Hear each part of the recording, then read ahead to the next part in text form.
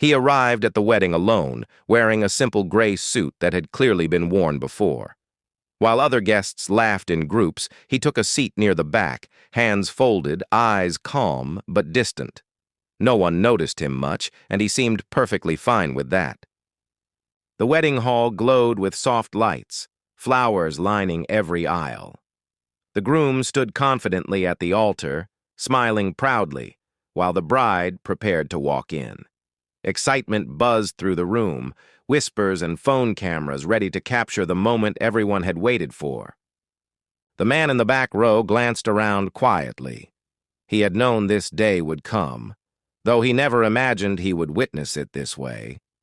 His expression carried no anger, only a quiet acceptance, as if he had already made peace with something long buried. When the music began and the bride stepped inside, the room collectively held its breath. She looked stunning, radiant, almost unreal. Guests leaned forward, eyes locked on her, admiration written across every face as she slowly walked toward her future. That was when a chair scraped loudly against the floor. Everyone turned in surprise as a man from the middle row stood up.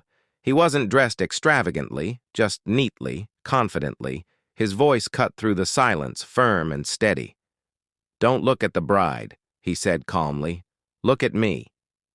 Gasps filled the hall. The groom stiffened. The bride froze mid-step, confusion flashing across her face. Guests whispered urgently, unsure if this was some strange joke or an unfolding disaster. Security glanced at each other, unsure whether to intervene.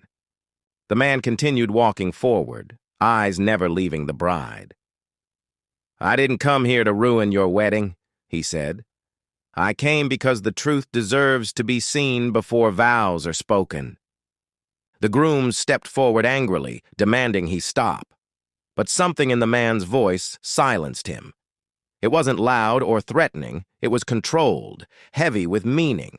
The bride's hands trembled as recognition slowly dawned in her eyes. The man explained he was the bride's neighbor from years ago, back when her life had been very different. He spoke of nights she cried on her porch, days she struggled alone, and moments when no one else stood beside her except him. The room grew quiet. The bride's confident smile faded, replaced by a vulnerable expression she hadn't shown in years. She remembered those days she had carefully erased while rebuilding her life, hoping never to face them again. The neighbor turned slightly and gestured toward the back row. "And that man sitting alone," he said, "is the reason she's standing here today." All eyes turned to the quiet man in the gray suit. The bride gasped softly. Her breath caught as memories rushed back.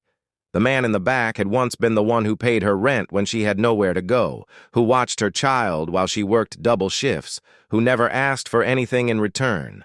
He slowly stood, uncomfortable with the attention. "I didn't come to be recognized," he said gently. "I came to wish her happiness." His voice carried humility, not bitterness.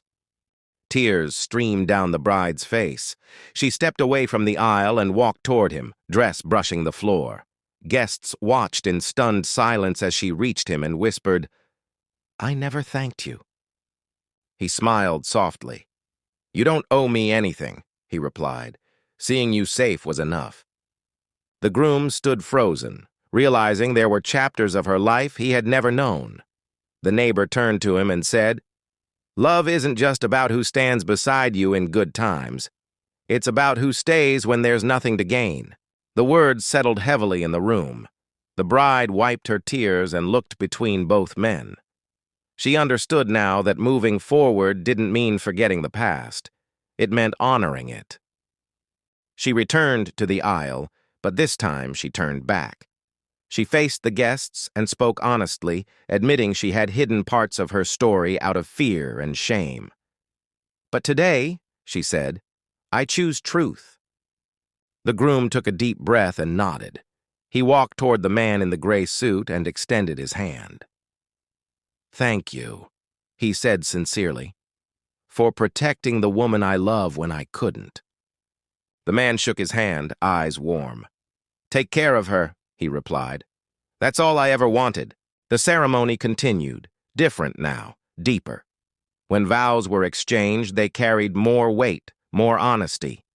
Guests wiped tears from their eyes, having witnessed not a scandal, but a rare moment of gratitude and grace. As the celebration began, the man in the gray suit quietly slipped out, just as unnoticed as he had arrived. He didn't need applause or recognition. Outside, he paused, smiling to himself, knowing some good deeds didn't need an audience. Inside, the bride glanced toward the door one last time, her heart full. She finally understood that sometimes the most important people in our lives are the ones who never ask to be remembered, but should never be forgotten.